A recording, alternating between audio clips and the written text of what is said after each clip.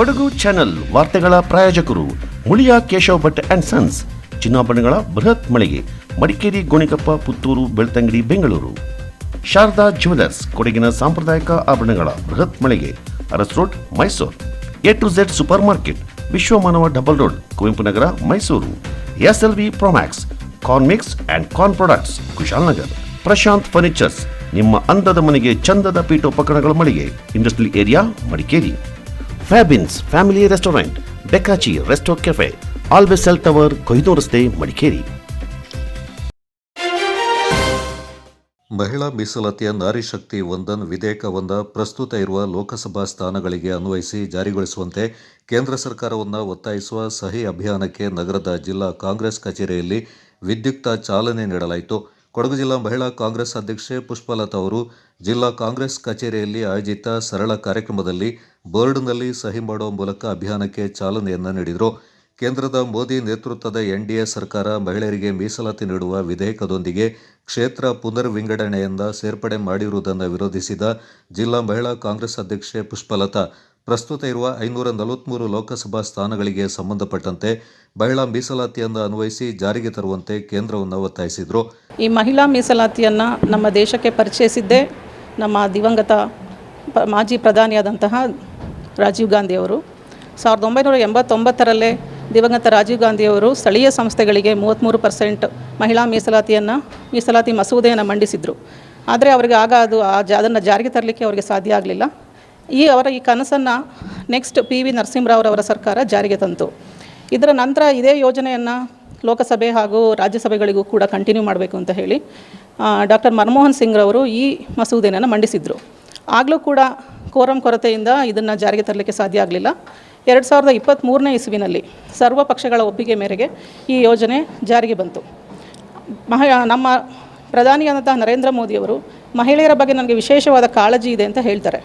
ಆದರೂ ಕೂಡ 2023ನೇ ಇಸ್ವಿನಲ್ಲಿ ಜಾರಿಗೆ ಬಂದಂತಹ ಈ ಮಹಿಳಾ ಮಸೂದೆಯನ್ನು 2024ನೇ ಚುನಾವಣೆಯಲ್ಲಿ ಅವರು ಜಾರಿಗೆ ತರಲಿಲ್ಲ.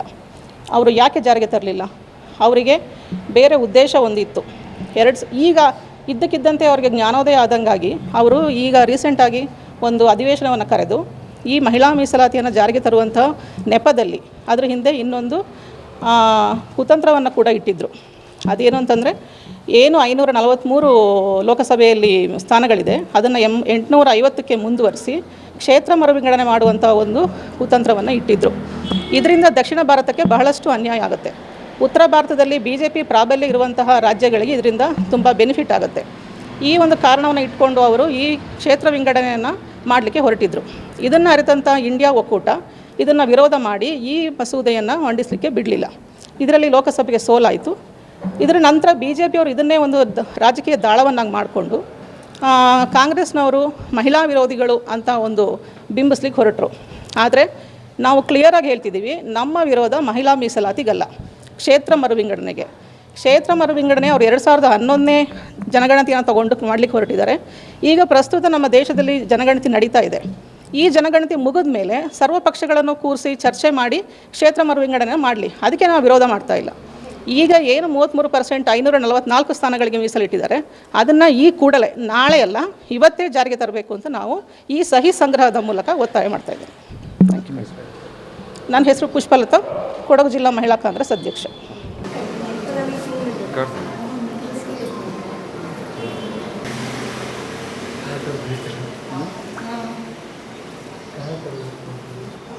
ಸಹಿ ಅಭಿಯಾನದಲ್ಲಿ ಮಹಿಳಾ ಕಾಂಗ್ರೆಸ್ ಜಿಲ್ಲಾ ಉಪಾಧ್ಯಕ್ಷರಾದ ಶೀಲಾ ಡಿಸೋಜಾ, ಮಹಿಳಾ ಕಾಂಗ್ರೆಸ್ ಸದಸ್ಯರು ಹಾಗೂ ಜಿಲ್ಲಾ ಪಂಚಾಯತ್ನ ಮಾಜಿ ಸದಸ್ಯರಾದ ಸುನೀತಾ, ಮಹಿಳಾ ಕಾಂಗ್ರೆಸ್ ಜಿಲ್ಲಾ ಪ್ರಧಾನ ಕಾರ್ಯದರ್ಶಿ ರುಬಿನಾ MA, ಮಡಿಕೇರಿ ತಾಲೂಕು ಗ್ಯಾರಂಟಿ ಅನುಷ್ಠಾನ ಸಮಿತಿ ಸದಸ್ಯರಾದ ಹೊಟ್ಟೆಯಂಡ ಫ್ಯಾನ್ಸಿ ಬೆಳ್ಳೆಪ್ಪ, ಕುಶಾಲನಗರದ ವಲಯ ಅಧ್ಯಕ್ಷರಾದ KR ಸವಿತಾ, ಪ್ರಮುಖರಾದ ಮುಕ್ಕಾಟಿರ ಕಾವೇರಂಬ, ಲೀಲಾ ಶೇಷಂಬ ಮತ್ತಿತರರು ಪಾಲ್ಗೊಂಡಿದ್ದರು.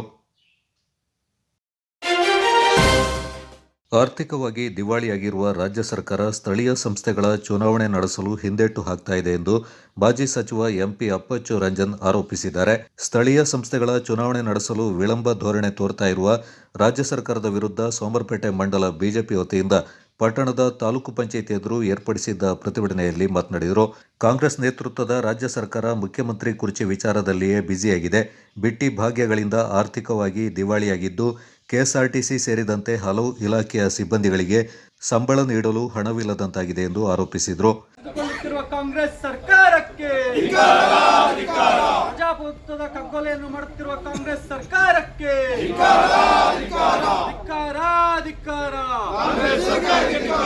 ಪಂಚಾಯಿತಿಯಲ್ಲಿ ನೋಟಿಸ್ ಬೋರ್ಡಲ್ಲಿ ಅಪ್ಲಿಕೇಶನ್ ಮಾಡಬೇಕಾಯ್ತು.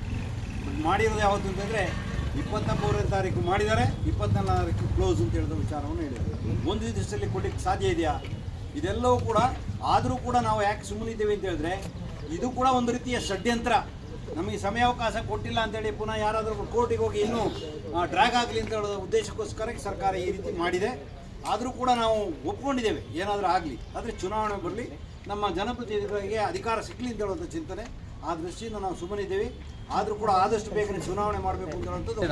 ಕಾಂಗ್ರೆಸ್ ಸರ್ಕಾರ ಬಂದಾಗಲೆಲ್ಲರೂ ಕೂಡ ಜನಪ್ರತಿನಿಧಿಗಳಿಗೆ ಅಧಿಕಾರವನ್ನು ಕೊಡುವಂಥದ್ದು ತಪ್ಪಿಸುವಂಥ ಕೆಲಸವನ್ನು ಮಾಡ್ತಾರೆ. ಅಧಿಕಾರಿಗಳ ಜೊತೆಯಲ್ಲೇ ಅಧಿಕಾರವನ್ನು ಇಟ್ಕೊಂಡು ಒಂದು ರೀತಿಯಲ್ಲಿ ಲೂಟಿ ಮಾಡುವಂಥ, ಇಂಡೈರೆಕ್ಟಾಗಿ ಲೂಟಿ ಮಾಡುವಂಥ ಕೆಲಸವನ್ನು ಸರ್ಕಾರ ಮಾಡ್ತಾ ಇದೆ. ಸರ್ಕಾರ ದಿವಾಳಿಯಾಗಿದೆ. ಯಾವುದೇ ಕೆಲಸ ಕಾರ್ಯಗಳು ನಡೀತಾ ಇಲ್ಲ. ಇವತ್ತು 9 and 11 ನನಗೆ ತಿಳಿದಾಗೆ ಸುಮಾರು 3,000 ಅಪ್ಲಿಕೇಶನ್ ಕೂಡ ಇವತ್ತು ಪೆಂಡಿಂಗ್ ಇದೆ ಅಂತ ನಮ್ಮ ಗಮನಕ್ಕೆ ಬಂದಿದೆ. ಪಾಪದ ಯಾರು ಮನೆ ಕಟ್ಟುವವರಿದ್ದಾರೆ ಅವರಿಗೆ ಒಂದು ಅವಕಾಶವನ್ನು ಕೂಡ ಕೊಡದಂಥ ಸರ್ಕಾರ ಅಂತೇಳಿ ಇಚ್ಛೆಪಡ್ತಾನೆ. ಅದರ ಜೊತೆಗೆ ಯಾವುದೇ ರಸ್ತೆಗಳನ್ನು ಸರಿಯಾದ ರೀತಿಯಲ್ಲಿ ಗುಂಡಿ ಮುಚ್ಚಲಿಲ್ಲ. ನೀವು ಪತ್ರಕರ್ತರಿದ್ದೀರಿ, ನೀವು ಕೂಡ ಸುತ್ತಾಡ್ತೀರಿ, ನೀವು ನೋಡಬೇಕಾಗ್ತದೆ. ಅರ್ಧ ಮುಚ್ಚಿದ್ದಾರೆ, ಅರ್ಧ ಮುಚ್ಚಲಿಲ್ಲ. ಆ ರೀತಿಯಲ್ಲಿ ಇಡುವಂಥದ್ದು. ನಾನು ಆಗಲೇ ಹೇಳಿದಾಗೆ PWDಗೆ 62,000 ರೂಪಾಯಿ 1 ಕಿಲೋಮೀಟ್ರಿಗೆ ಬರ್ತದೆ. ಜಿಲ್ಲಾ ಪಂಚಾಯತ್ಗೆ 22,000 1 ಕಿಲೋಮೀಟ್ರಿಗೆ ಬರ್ತದೆ. ಆ ಹಣ ಎಲ್ಲ ಎಲ್ಲಿ ಹೋಯಿತು? ಯಾಕೆ ಗುಂಡಿ ಮುಚ್ಚೋದಿಲ್ಲ? ಯಾವುದೇ ಕಾಮಗಾರಿ ಆಗ್ತಾಯಿಲ್ಲ. ಈ ನಿಟ್ಟಿನಲ್ಲಿ ನಮ್ಮ ಹೋರಾಟ ಇದೆ. ಅದರ ಜೊತೆಗೆ ಮಹಿಳೆಯರಿಗೆ ಸಂಬಂಧಪಟ್ಟಾಗೆ ನಾವು ಲೋಕಸಭೆಯಲ್ಲಿ ಬಿಲ್ಲನ್ನು ಪ್ರೆಸೆಂಟ್ ಮಾಡಿದಾಗ ಅದರ ವಿರುದ್ಧವಾಗಿ ಓಟ್ ಹಾಕುವಂಥ ಕೆಲಸವನ್ನು ಕಾಂಗ್ರೆಸ್ನವರು ಮಾಡಿದ್ದಾರೆ. ಇದರ ಅರ್ಥ ಏನು ಅಂತ ಹೇಳಿದ್ರೆ, ಮಹಿಳಾ ವಿರೋಧಿ ಕಾಂಗ್ರೆಸ್ ಸರ್ಕಾರ ಮಹಿಳೆಯರಿಗೆ ಅಧಿಕಾರವನ್ನು ಕೊಡಬಾರದು ಅಂತ ಹೇಳುವಂಥ ನಿಟ್ಟಿನಲ್ಲಿ ಚಿಂತನೆ ಮಾಡಿದರೆ, ಅದರ ಜೊತೆಗೆ ನಮ್ಮ ಜನಪ್ರತಿನಿಧಿಗಳು 25 ವರ್ಷಕ್ಕೆ ಒಂದು ಸಾರಿ ರೀಸ್ಟ್ರಕ್ಚರ್ ಮಾಡುವಂಥ ಕೆಲಸವನ್ನು ಮಾಡಬೇಕಾಗ್ತದೆ. ಆ ನಿಟ್ಟಿನಲ್ಲಿ MP ಗಳು ಸುಮಾರು 800ಕ್ಕೆ ಹೆಚ್ಚು MP ಗಳು ಬರಬೇಕು ಅಂತ ಹೇಳೋ ಉದ್ದೇಶದಿಂದ ಬಿಲ್ಲನ್ನು ಕೊಟ್ಟರು. ಅದರ ಜೊತೆಗೆ ನಮ್ಮ ಅಸೆಂಬ್ಲಿ ಕೂಡ, ನಮ್ಮ ಕರ್ನಾಟಕದಲ್ಲಿ ಕೂಡ ಸುಮಾರು 400ಕ್ಕೆ ಹೆಚ್ಚು ಸೀಟು ಅಸೆಂಬ್ಲಿಗಳಲ್ಲಿ ಬರುವಂಥ. ಕೊಡಗು ಜಿಲ್ಲಾ ಬಿಜೆಪಿ ಮಾಜಿ ಅಧ್ಯಕ್ಷ ಹಾಗೂ ದಕ್ಷಿಣ ಕನ್ನಡ ಜಿಲ್ಲಾ ಉಸ್ತುವಾರಿ ಭಾರತೇಶ್ ಮಾತನಾಡಿ, ರಾಜ್ಯದಲ್ಲಿ ಸರ್ಕಾರ ಇದೆಯೋ ಇಲ್ಲವೋ ಎಂಬ ಅನುಮಾನ ಜನರಲ್ಲಿ ಕಾಡತೊಡಗಿದೆ ಎಂದರು. ಮಂಡಲ ಬಿಜೆಪಿ ಅಧ್ಯಕ್ಷ ಗೌತಮ್, ಜಿಲ್ಲಾ ಬಿಜೆಪಿ ಯುವ ಮೋರ್ಚಾ ಅಧ್ಯಕ್ಷ ಮಹೇಶ್ ತಿಮ್ಮಯ್ಯ, ಜಿಲ್ಲಾ ಬಿಜೆಪಿ ಉಪಾಧ್ಯಕ್ಷರಾದ VK ಲೋಕೇಶ್, ಮನುಕುಮಾರ್ ರೈ, ಅನಂತಕುಮಾರ್, ಮಂಡಲ ಬಿಜೆಪಿ ಮಹಿಳಾ ಘಟಕದ ಅಧ್ಯಕ್ಷೆ ಕವಿತಾ ವಿರೂಪಾಕ್ಷ, ಉಪಾಧ್ಯಕ್ಷೆ ಸವಿತಾ ಸತೀಶ್ ಮತ್ತಿತರ ಪ್ರಮುಖರು ಈ ಸಂದರ್ಭ ಪಾಲ್ಗೊಂಡಿದ್ದರು.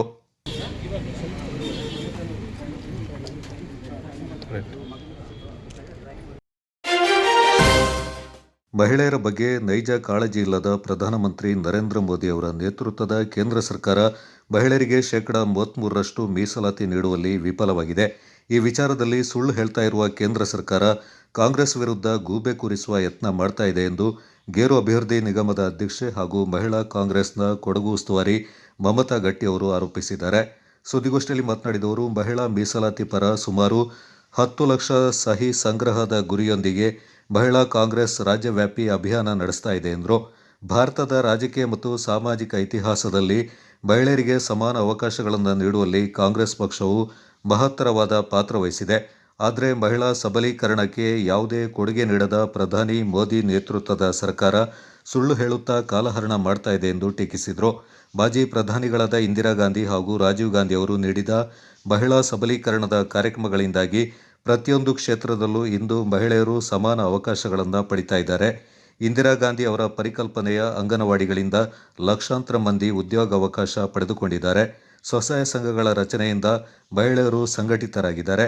ಆರೋಗ್ಯ ಮತ್ತು ಶಿಕ್ಷಣಕ್ಕೆ ಕಾಂಗ್ರೆಸ್ ಸರ್ಕಾರ ಒತ್ತು ನೀಡಿದ ಪರಿಣಾಮವಾಗಿ ಇಂದು ಮಹಿಳೆಯರು ಸ್ವಾವಲಂಬಿಗಳಾಗಿ ಬದುಕನ್ನು ಸಾಗಿಸ್ತಾ ಇದ್ದಾರೆ ಎಂದರು. ಹೆಣ್ಮಕ್ಳು ಮುಂದೆ ಬಂದಿರಲಿಲ್ಲ, ಮತ್ತೆ ಬಂದರು. ಅವರು ಮಹಿಳಾ ಮತ್ತು ಮಕ್ಕಳ ಕಲ್ಯಾಣ ಇಲಾಖೆಯನ್ನು ಇಂದಿರಾ ಗಾಂಧಿ ಅವರು ತಂದರು. ಮಹಿಳೆಯರಿಗೋಸ್ಕರ ಕಾರ್ಯಕ್ರಮಗಳನ್ನು ತಂದರು. ಅಡಿಗೆ ಕೋಣೆಯಲ್ಲಿದ್ದ ಮಹಿಳೆಯರನ್ನು ಮುಂದೆ ತಂದದ್ದೇ ಕಾಂಗ್ರೆಸ್. ನಾನೊಂದು ಹೇಳ್ತೇನೆ, ಅಪ್ಪ ಜಾಗ ಕಟ್ಟಿ ಮನೆ ಮಾಡಿದ ಮೇಲೆ ಮಗನಿಗೆ ಪೇಂಟ್ ಬಳಿಯೋದು ಭಾಳ ಸುಲಭ, ಮಾಡ್ಬೋದು. ಈಗ ಹಾಗೆ ಆಗಿದೆ ನಮ್ಮ ದೇಶದ ಪರಿಸ್ಥಿತಿ. ತಂದೆ ಜಾಗ ಮಾಡಿ ದೊಡ್ಡ ಮನೆ ಕಟ್ಟಿ ಎಲ್ಲ ಕೊಟ್ಟಿದ್ದಾರೆ ಈಗ ದೇಶಕ್ಕೆ. ಕಾಂಗ್ರೆಸ್ ಪಕ್ಷ ಅಷ್ಟು ಮಾಡಿ ಕೊಟ್ಟಿದೆ. ಸ್ವಾತಂತ್ರ್ಯೋತ್ತರ ಭಾರತದಲ್ಲಿ ಒಂದು ಸೂಜಿ ನೂಲು ಮಾಡುವಂಥ ಫ್ಯಾಕ್ಟ್ರಿ ಕೂಡ ನಮ್ಮಲ್ಲಿ ಇರಲಿಲ್ಲ, ಎಲ್ಲ ಆನಂತರ ಬಂತು. ಮಹಿಳೆಯರನ್ನು ಇಷ್ಟು ಮುಂದೆ ತರಬೇಕಿದ್ರೆ ಕಾಂಗ್ರೆಸ್ ಭಾಳ ಕಷ್ಟಪಟ್ಟಿದೆ. ಅದೇ ಹೆಜ್ಜೆ ಹೆಜ್ಜೆಯಲ್ಲೇ ಕಾಂಗ್ರೆಸ್ ತಂದಿದೆ. ಕಾಂಗ್ರೆಸ್ ತರುವ ಯೋಚನೆಯಲ್ಲೇ ಇತ್ತು. ನೀವು ಹೇಳಿದ ಪ್ರಶ್ನೆಗೆ ನಾನು ಹೇಳ್ತಾ ಇದ್ದೀನಿ, ಪಂಚಾಯತ್ ರಾಜ್ ವ್ಯವಸ್ಥೆಯಿಂದ ಮೇಲೆ ಮೇಲೆ ಮಹಿಳೆಯರನ್ನು ಮೇಲೆ ತರುವ ಉದ್ದೇಶ ಕಾಂಗ್ರೆಸ್ದ ದೊಡ್ಡ ಉದ್ದೇಶ, ಮಹತ್ವಾಕಾಂಕ್ಷಿ ಯೋಜನೆಗಳೇ ಇತ್ತು. ತದನಂತರ ಇವರು ಅಧಿಕಾರಕ್ಕೆ ಬಂದರು. ಎಲ್ಲರೂ ಕಾಂಗ್ರೆಸ್ ಪಕ್ಷ ಈ ಪೀರಿಯಡಲ್ಲಿ ಇರ್ತಿದ್ರೆ ಯಾವಾಗ ಬಿಲ್ ಪಾಸಾಗಿ ಇವತ್ತು ಒಂದು ಚುನಾವಣೆಯು ಕೂಡ ಮಹಿಳೆಯರಿಗೋಸ್ಕರ ಆಗ್ತಿತ್ತು. ಇದು ಸತ್ಯದ ಮಾತು. ಇವರಿಗೆ ಕಾಳಜಿ ಇಲ್ಲ, ಇವರಿಗೆ ಬರುವುದೇ ಬೇಡ ಮಹಿಳೆಯರು. ಇವರಿಗೆ ಮನೆಯಿಂದ ಬರಬಾರ್ದು, ಹೆಣ್ಮಕ್ಕಳು ಶಾಸನ ಬದ್ರಲ್ಲಿ ಕೆಲಸ ಮಾಡಲಿಕ್ಕೂ ಬೇಡ ಇವರಿಗೆ. ಸುಮ್ಮನೆ ಬಾಯಿ ಮಾತಿಗೋಸ್ಕರ ಹೇಳ್ತಾರೆ. ನೋಡಿ, ಇವರು ದೇಶದ ಪ್ರಧಾನಮಂತ್ರಿಗಳು ಮೊನ್ನೆ ದೇಶವನ್ನು ಉದ್ದೇಶಿಸಿ ಮಾತಾಡ್ತಾರೆ, ಇಷ್ಟು ಗ್ಯಾಸ್ ಬೆಲೆ ಏರಿಕೆ ಆಗಿದೆ, ಆಮೇಲೆ ಗ್ಯಾಸ್ಗಳು ಸಿಗ್ತಾ ಇಲ್ಲ, ಯಾಕೆ ಇವ್ರಿಗೆ ಹೆಣ್ಮಕ್ಳ ಮೇಲೆ ಒಂದು ಕಾಳಜಿ ಇದ್ದರೆ ಒಂದು ದೇಶವನ್ನು ಉದ್ದೇಶಿಸಿ ಭಾಷಣ ಮಾಡಲಿಲ್ಲ ಇವರು?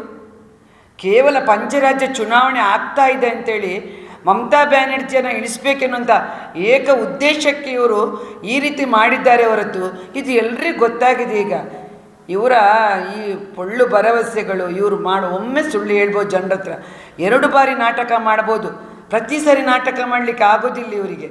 ಕೆಪಿಸಿಸಿ ಪ್ರಧಾನ ಕಾರ್ಯದರ್ಶಿ ಕೆಪಿ ಚಂದ್ರಕಲಾ ಅವರು ಮಾತನಾಡಿ, 33% ಮಹಿಳಾ ಮೀಸಲಾತಿ ವಿಧೇಯಕಕ್ಕೆ ಸೋಲಾಗಿರುವುದರಿಂದ ಪಕ್ಷಾತೀತವಾಗಿ ದೇಶದ ಸರ್ವ ಮಹಿಳೆಯರಿಗೆ ಬೇಸರವಾಗಿದೆ. ಮಹಿಳಾ ಸಮಾನತೆಗಾಗಿ ಮಾಜಿ ಪ್ರಧಾನಿ ರಾಜೀವ್ ಗಾಂಧಿ ಅವರು ಅಪಾರ ಕೊಡುಗೆಯನ್ನು ನೀಡಿದ್ದಾರೆ. ಪ್ರಸ್ತುತ ಇರುವ ಪ್ರಧಾನಿ ನರೇಂದ್ರ ಮೋದಿ ಅವರಿಗೆ ಮಹಿಳೆಯರ ಬಗ್ಗೆ ನೈಜ ಪ್ರೀತಿಯೇ ಇಲ್ಲವೆಂದು ಟೀಕಿಸಿದರು. 23ರಲ್ಲಿ ಇದು ಸಪ್ರೇಟ್ ಆಗಿ ಬಂದಿತ್ತು, 23ರಲ್ಲಿ ಅನುಮೋದನೆ ಕೊಡಬೋದಿತ್ತು, ಸಪ್ರೇಟ್ ಮೀಟಿಂಗ್ ಕರ್ಬೋದಿತ್ತು, ಅಪೋಸಿಷನ್ ಪಾರ್ಟಿಯವ್ರನ್ನ ಕರೆದುಬಿಟ್ಟು ಸಪ್ರೇಟ್ ಮೀಟಿಂಗ್ ಮಾಡಿ ಇದನ್ನು ಸಪ್ರೇಟಾಗಿ ತರ್ಬೋದಿತ್ತು. ಪ್ರೀತಿ ಇಲ್ಲ, ಮೋದಿ ಅವರಿಗೆ ಹೆಣ್ಮಕ್ಳ ಬಗ್ಗೆ ಪ್ರೀತಿ ಇಲ್ಲ ಅಂತ ಮತ್ತೆ ನಾನು ಪದೇ ಹೇಳಲಿಕ್ಕೆ ಇಷ್ಟಪಡ್ತೀನಿ. ಈ ಕೊಡಗಿನವ್ರು ಏನು ಮಾಡಿದ್ರು, ಕೊಡಗು ಮಹಿಳೆಯರು ಕೂಡ ಇದನ್ನು ಇಮಿಡಿಯೇಟ್ ಆಗಿ ಈ ಮಸೂದೆ ಬಂದೇ ಹೋಯ್ತು, ರಿಸರ್ವೇಷನ್ ಬಂದೇ ಹೋಯ್ತು ಮಹಿಳೆಯರಿಗೆ ಅಂತ ನಾವು ಇಲ್ಲೆಲ್ಲ ಪ್ರೆಸ್ ಮೂಲಕ ತಿಳಿಸಿದ್ದು ಕೂಡ ನೋಡಿದ್ದು. ಎಲ್ಲಿ ಬಂತು?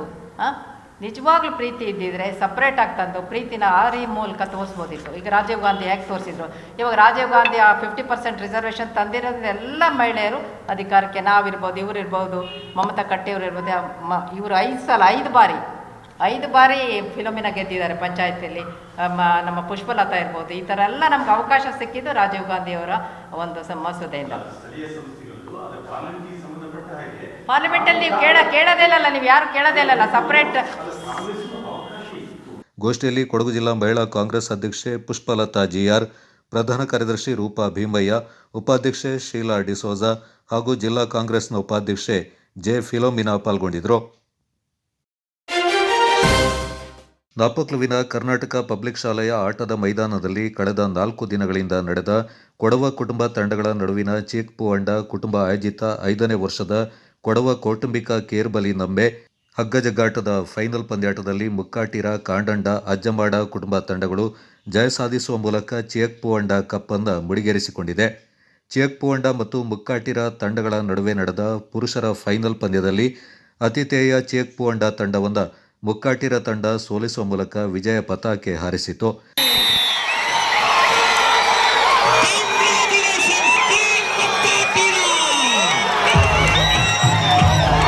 ಕಾಂಡಂಡ ಮತ್ತು ಪುದಿಯೊಕ್ಕಡ ತಂಡಗಳ ನಡುವೆ ನಡೆದ ಮಹಿಳೆಯರ ಫೈನಲ್ ಪಂದ್ಯದಲ್ಲಿ ಕಾಂಡಂಡ ತಂಡ ಪುದಿಯೊಕ್ಕಡ ತಂಡವನ್ನು ಮಣಿಸುವ ಮೂಲಕ ಕೊಡವ ಕೇರ್ಬಲಿ ನಮ್ಮೆಯಲ್ಲಿ ಹ್ಯಾಟ್ರಿಕ್ ಸಾಧನೆ ಮಾಡಿದ ಮೊದಲ ತಂಡ ಎಂಬ ಹೆಗ್ಗಳಿಕೆಗೆ ಪಾತ್ರವಾಯಿತು.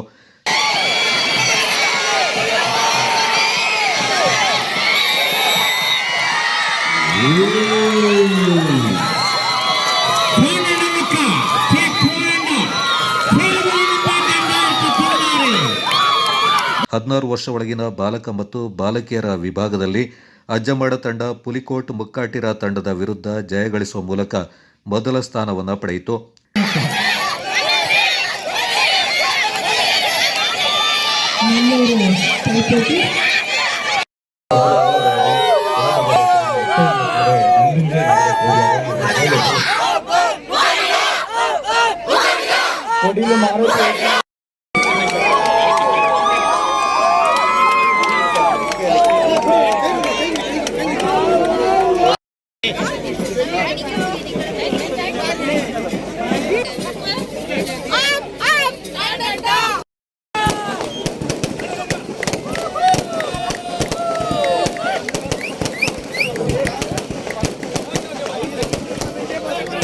ಕ್ರೀಡೆ ಕೊಡವರ ಕೊಡಗಿನವರ ಅವಿಭಾಜ್ಯ ಅಂಗ. ದೇಶಕ್ಕೆ ಹೆಚ್ಚಿನ ಸಂಖ್ಯೆಯಲ್ಲಿ ಕ್ರೀಡಾಪಟುಗಳನ್ನು ನೀಡಿದ ಕೀರ್ತಿ ಕೊಡಗು ಜಿಲ್ಲೆಗೆ ಇದೆ. ಇದು ಮುಂದಿನ ದಿನಗಳಲ್ಲಿ ಇನ್ನೂ ಹೆಚ್ಚಿನ ಪ್ರಗತಿಯನ್ನ ಕಾಣಬೇಕೆಂದರು. ಕೊಡಗು ಜಿಲ್ಲೆಯಲ್ಲಿ ಮಾತ್ರ ಅನ್ನುವಂಥ ವ್ಯವಸ್ಥೆ ಅಂಗನೆಯಿಂದ ಹಾಕಿ കളിക്കൂ, ಕ್ರಿಕೆಟ್ കളിക്കൂ, அது கௌசல்யாதாரித்த ஸ்கில்டு கேம் ஆனாங்க. ஒரு ஹாக்கி டீமுக்கு 4 ஆள் உണ്ടെങ്കിൽ ಸತ ஒரு ಫುಲ್ ಬ್ಯಾಕ್, ஒரு ಸೆಂಟರ್ ಆಫ್, ஒரு ಫಾರ್ವರ್ಡ್ ಉണ്ടെങ്കിൽ ಆ ಟೀಮ್ ಮಿಂಗಟ್ ಪಾಪ. நல்ல விஷயம் ಏನು ಸ್ಪೋರ್ಟ್ಸ್ ಓರ್ಲೆಕ್ಕತ್ತು ತುಂಬ ಜಾಸ್ತಿವಾಗಿ ಹೋಯ್ತು. ಚೆನ್ನಾಗಿ ಜನ ಪ್ಲೇಯರ್ಸ್ ಹೊರಮಿಂಜ ಬಪ್ಪ ಹಿಂಗೆಲ್ಲ ಅನ್ನೋ ನಂಗ 8-10 ಕುರಿ ಬಪ್ಪಕ ನಂಗಡ ಕಂಪನಿಲಿ ಕೆಲಸ ಮಾಡಲಿ ರಜಟಿತ್ತು ಬಂದೋ ಕೈಲೆ ನಂಗೆ ಕಳಿಕಾರ ಆಯ್ತು ಬೋರೆ ಜಾಗತ್ತು ನಂಗೆ ಕಳ್ಚಡಿಪ್ಪಕ ಅದಂಗೂ ಅಲ್ಲಿ ನಂಗೆ ಹೊರಮ್ಮ ರಜಟಿತ್ತು ಬರಣ್ ಶಾಪ. ಟಗಫಾರ್ ನಮಗೊಂದು ಸರಳ, ಆದರೆ ಇದರಲ್ಲಿ ಒಬ್ಬರ ಬಲಕ್ಕಿಂತ ಒಂದು ತಂಡದ ಏಕತೆಯನ್ನು ನಮಗೆ ಸೂಚಿಸುತ್ತದೆ. ಒಂದು ತಂಡವಾಗಿದ್ದರೆ ನಾವು ಏನನ್ನು ಬೇಕಾದ್ರೂ ಸಾಧಿಸಬಹುದು ಎಂಬ ಒಂದು ಸಂದೇಶವನ್ನು ಈ ಪಂದ್ಯಾವಳಿ ನಮಗೆ ಸೂಚಿಸುತ್ತದೆ. ಶಾಸಕರಾದ ಎಸ್ ಪೊನ್ನಣ್ಣ ಅವರು ಈ ಸಂದರ್ಭ ಮಾತನಾಡಿ, ಕ್ರೀಡೆ ಕೊಡವರ ಕೊಡಗಿನವರ ಅವಿಭಾಜ್ಯ ಅಂಗ. ದೇಶಕ್ಕೆ ಹೆಚ್ಚಿನ ಸಂಖ್ಯೆಯಲ್ಲಿ ಕ್ರೀಡಾಪಟುಗಳನ್ನು ನೀಡಿದ ಕೀರ್ತಿ ಕೊಡಗು ಜಿಲ್ಲೆಗೆ ಇದೆ. ಇದು ಮುಂದಿನ ದಿನಗಳಲ್ಲಿ ಇನ್ನೂ ಹೆಚ್ಚಿನ ಪ್ರಗತಿಯನ್ನ ಕಾಣಬೇಕೆಂದರು. ಅವರು ಬಲ್ಯ ಸಂಖ್ಯೆಯಲ್ಲಿ ನಂಗೆ ಒಲಿಂಪಿಯನ್ಸ್ ವರ್ಲ್ಡ್ ಕಪ್ ಕಳ್ಚಂತ ಕ್ರೀಡಾಪಟುಗಳ ಕೊಡ್ತಂಥ ಕೀರ್ತಿ ದೇಶದಲ್ಲಿ ಏದೇಂಗೆ ஒரு ಜಿಲ್ಲೆ, ಅದು ಇಚ್ಚೆರಿಯ ಜಿಲ್ಲೆ ಅಂಜಾಗ ಅದು ಕೊಡಗಕ್ಕೆ ಮಾತ್ರ ಅವಳ ಅದನ್ನು ಉಳಿಸಿಡುವಂಥ ಕೆಲಸನ ಮಾಡೋಣ.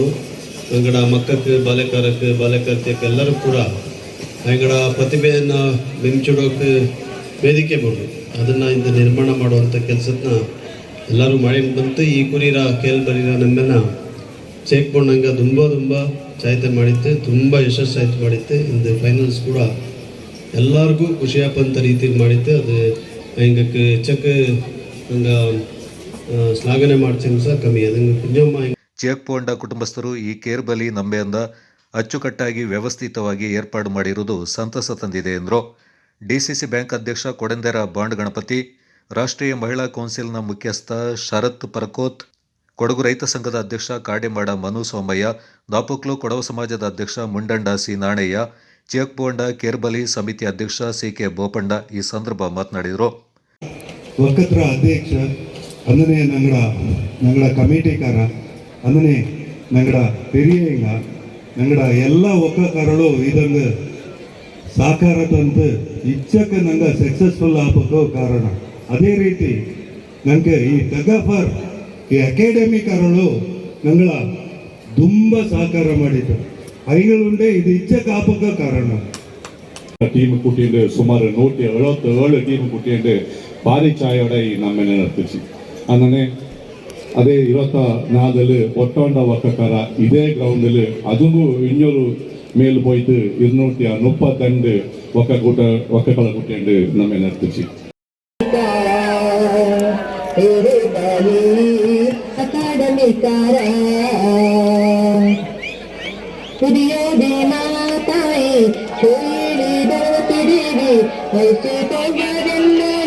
ಪಂಗಡಲಿ ಅರ್ಜುನ ಕುಡಿಯೋದು ಮಾತಾಯಿ.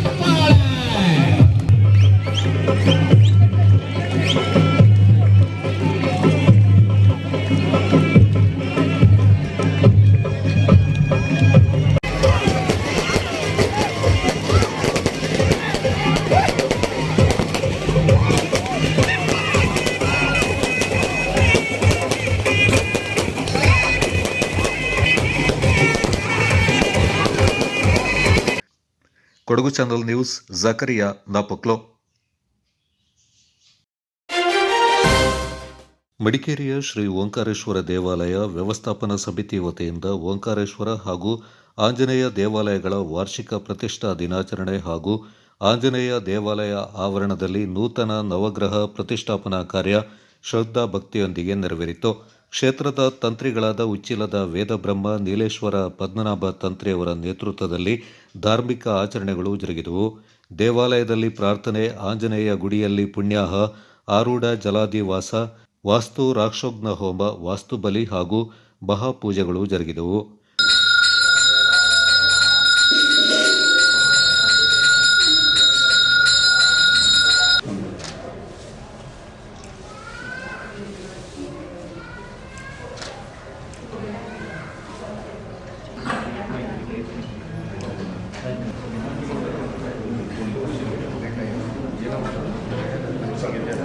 प्रतिष्ठते आंजनेय स्वामी संपूर्ण अनुग्रह प्राप्तिरस्तु.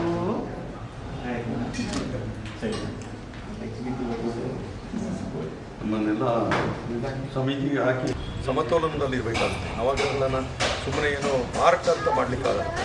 ಅದೆಲ್ಲವೂ ಕ್ರಮಬದ್ಧವಾಗಿರಬೇಕು. ಕ್ರಮಬದ್ಧವಾಗಿ ಅದನ್ನು ಕೆತ್ತನೆ ಮಾಡಿದ್ದಾನೆ.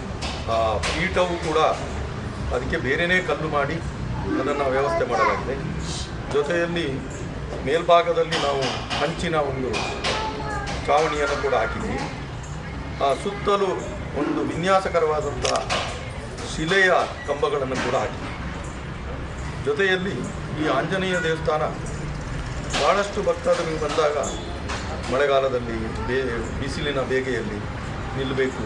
ಇಲ್ಲಿ ಭಜನೆಗಳು ನಿರಂತರ ಆಗ್ತಾ ಇರುತ್ತೆ, ಧಾರ್ಮಿಕ ಕಾರ್ಯಕ್ರಮಗಳು ಆಗ್ತಾ ಇರುತ್ತೆ. ಓಂಕಾರೇಶ್ವರ ಹಾಗೂ ಆಂಜನೇಯ ದೇವಾಲಯಗಳ ವಾರ್ಷಿಕ ಪ್ರತಿಷ್ಠಾ ದಿನಾಚರಣೆ ಹಾಗೂ ಆಂಜನೇಯ ದೇವಾಲಯ ಆವರಣದಲ್ಲಿ ನೂತನ ನವಗ್ರಹ ಪ್ರತಿಷ್ಠಾಪನಾ ಕಾರ್ಯ ನಿಮಿತ್ತ ದೇಗುಲಗಳಿಂದ ವಿದ್ಯುತ್ ದೀಪಗಳಿಂದ ಅಲಂಕಾರ ಮಾಡಲಾಗಿತ್ತು. ತಾರೀಖು 26ರಂದು ಶುಭ ಮುಹೂರ್ತದಲ್ಲಿ ಶ್ರೀ ಆಂಜನೇಯ ಸನ್ನಿಧಿಯಲ್ಲಿ ನವಗ್ರಹ ತಂತ್ರಿಗಳ ನೇತೃತ್ವದಲ್ಲಿ ಪ್ರತಿಷ್ಠಾಪನೆ ಮಾಡಲಾಯಿತು. ಈ ಸಂದರ್ಭ ಕ್ಷೇತ್ರದ ಶಾಸಕರಾದ ಡಾಕ್ಟರ್ ಮಂತ್ರಗೌಡ, ದೇವಾಲಯ ವ್ಯವಸ್ಥಾಪನಾ ಸಮಿತಿಯ ಅಧ್ಯಕ್ಷರಾದ ಎಸಿ ದೇವಯ್ಯ, ವ್ಯವಸ್ಥಾಪನಾ ಸಮಿತಿಯ ಕಾರ್ಯನಿರ್ವಹಣಾಧಿಕಾರಿಗಳಾದ ಪೂಜಾರಿರ ದೇವರಾಜ್, ಸಮಿತಿ ಸದಸ್ಯರಾದ ಜಿ ರಾಜೇಂದ್ರ, ಅಂಬೇಕಲ್ ಕುಶಾಲಪ್ಪ, ಎಂಎ ನಿರಂಜನ್, ಪ್ರಕಾಶ್ ಆಚಾರ್ಯ, ವಿಶಾಲ್ ನಂದಕುಮಾರ್ ಮುಂತಾದವರು ಪಾಲ್ಗೊಂಡಿದ್ದರು.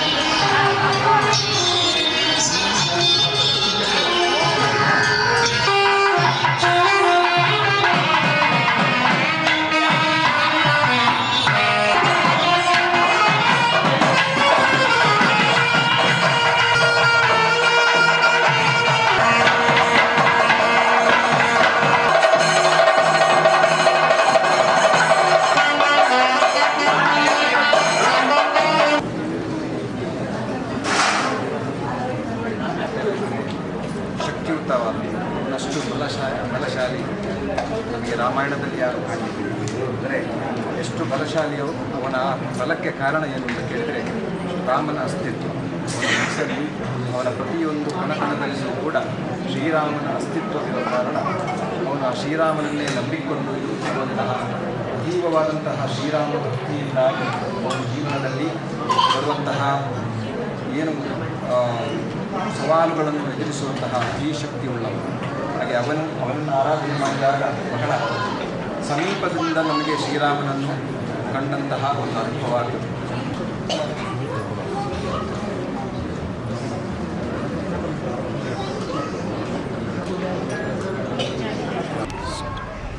ಓಂಕಾರೇಶ್ವರ ವ್ಯವಸ್ಥಾಪನಾ ಸಮಿತಿಯ ವತಿಯಿಂದ ಶ್ರೀ ಓಂಕಾರೇಶ್ವರ ದೇವಾಲಯ ಹಾಗೂ ಶ್ರೀ ಆಂಜನೇಯ ದೇವಾಲಯದ ವಾರ್ಷಿಕೋತ್ಸವವು ಉಚ್ಚಿಲದ ವೇದಬ್ರಹ್ಮ ಶ್ರೀ ನೀಲೇಶ್ವರ ಪದ್ಮನಾಭ ತಂತ್ರಿಯವರ ನೇತೃತ್ವದಲ್ಲಿ ನಿನ್ನೆ ಹಾಗೂ ಇಂದು ನಡೆಯಿತು.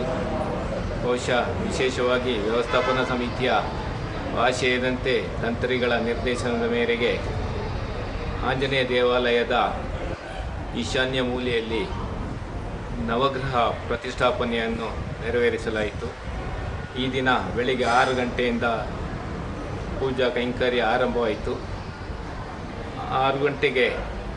7 ಗಂಟೆಗೆ ಬೆಳಿಗ್ಗೆ 7 ಗಂಟೆಗೆ ಓಂಕಾರೇಶ್ವರ ದೇವಾಲಯದ ಸನ್ನಿಧಾನದಲ್ಲಿ ಪ್ರಾರ್ಥನೆ ಸಂಕಲ್ಪ ಮಾಡುವ ಮೂಲಕ ಆಂಜನೇಯ ಗುಡಿಯಲ್ಲಿ ಪುಣ್ಯಾಹ, ಆರೂಢ ಪರಿಗ್ರಹ ಹಾಗೂ ನವಗ್ರಹ ಬಿಂಬ ಪರಿಗ್ರಹ, ಜಲಾದಿವಾಸ, ವಾಸ್ತುರಾಕ್ಷಾಗ್ನ ಹೋಮ, ವಾಸ್ತುಬಲಿ ಹಾಗೂ ಮಹಾಪೂಜೆ ನಿನ್ನೆ ದಿನ ನಡೆದಿತ್ತು. ಇಂದು ಬೆಳಿಗ್ಗೆ 7 ಗಂಟೆಯಿಂದ ಗಣಪತಿ ಹೋಮ, ಬಿಂಬಶುದ್ಧಿ, ಶ್ರೀ ನೀಲೇಶ್ವರ ಪದ್ಮನಾಭ ತಂತ್ರೆಯವರ ನೇತೃತ್ವದಲ್ಲಿ ಬೆಳಿಗ್ಗೆ 11:30 ಗಂಟೆಗೆ ಮಿಥುನ ಲಗ್ನದ ಶುಭ ಮುಹೂರ್ತದಲ್ಲಿ ಶ್ರೀ ಆಂಜನೇಯ ದೇವಾಲಯದಲ್ಲಿ ನವಗ್ರಹ ಪ್ರತಿಷ್ಠಾಪನೆ ನಡೆದಿದೆ.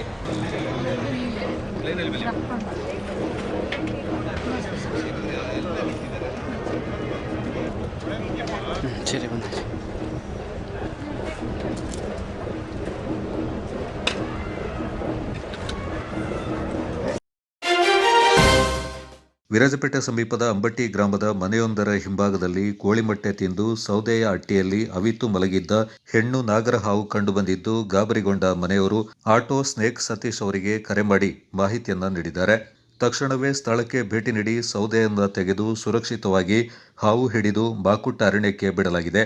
ಸತೀಶ್ ಅವರು ಇದುವರೆಗೆ ಸುಮಾರು 5,000ಕ್ಕೂ ಅಧಿಕ ಹಾವುಗಳನ್ನು ರಕ್ಷಣೆ ಮಾಡಿದ್ದಾರೆ ಮತ್ತು ಹಾವುಗಳ ಬಗ್ಗೆ ಜನಜಾಗೃತಿ ಕಾರ್ಯಕ್ರಮಗಳನ್ನು ಮಾಡಿದ್ದಾರೆ.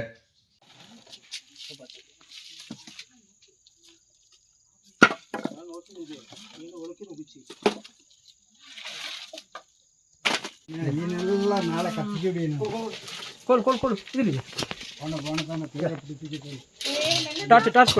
ಹಿಂಗೆ பிடிச்சோப்ப நீ என்ன கழிப்போம் நான் நாளை போய் வீடியோ கிரண் பிடிச்சதாச்சு.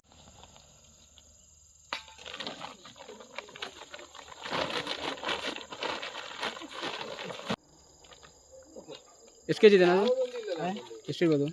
4 ಅಡಿ 5 ವಯಸ್ಸು. ಕೊಡವ ಜಮ್ಮ ಮುಸ್ಲಿಂ ಸ್ಪೋರ್ಟ್ಸ್ ಮತ್ತು ಕಲ್ಚರಲ್ ಅಸೋಸಿಯೇಷನ್ ಅವರು ಏರ್ಪಡಿಸಿದ್ದ ಪುದಿಯಂಡ ಕ್ರಿಕೆಟ್ ಪಂದ್ಯಾವಳಿಯ ಉದ್ಘಾಟಕರಾಗಿ ಮುಖ್ಯಮಂತ್ರಿಗಳ ಕಾನೂನು ಸಲಹೆಗಾರರು ಹಾಗೂ ವಿರಾಜಪೇಟೆ ಶಾಸಕರಾದ ಅಜ್ಜಿಕುಟ್ಟಿರ ಎಸ್ ಪೊನ್ನಣ್ಣ ಅವರು ಪಾಲ್ಗೊಂಡಿದ್ದರು. ಅರ್ಮೇರಿಯ SMS ಮೈದಾನದಲ್ಲಿ ಏರ್ಪಾಡಾದ ಈ ಪಂದ್ಯಾಕೂಟದಲ್ಲಿ ಕೊಡವ ಜಮ್ಮ ಮುಸ್ಲಿಂ ಕುಟುಂಬದ ತಂಡಗಳು ಭಾಗವಹಿಸ್ತಾ ಇದ್ದು, ಕ್ರಿಕೆಟ್ ಪಂದ್ಯಾಕೂಟವನ್ನು ಉದ್ಘಾಟಿಸಿ ಶಾಸಕರು ಶುಭ ಕೋರಿದರು.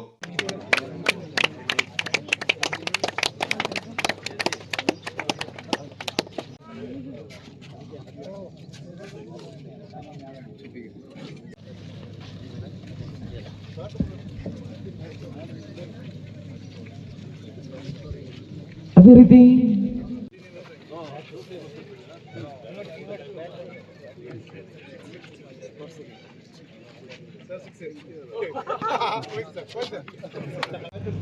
ಕೌಟುಂಬಿಕ ಹಾಕಿ ಪಂದ್ಯಾವಳಿಯಲ್ಲಿ ಭಾಗವಹಿಸ್ತಾ ಇರುವಂಥದ್ದು ಮತ್ತು ಈ ಸುಂದರವಾದಂಥ ಮೈದಾನದಲ್ಲಿ ಬಹಳ